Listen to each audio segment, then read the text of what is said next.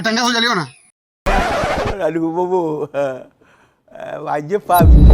Neta mashali kwa magharibi jalali. Kikojoa hapa faini shilingi 50,000. Tangazo umeliona hilo hapo.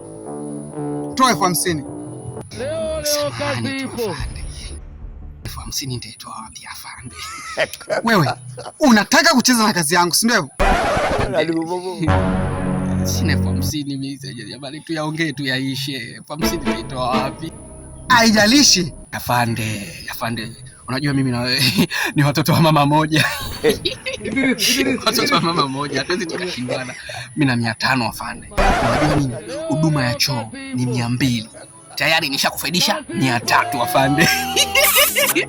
Wewe chukua 500 afande, kiroho safi. Unataka unipe 500? Sawa, toa hiyo 500.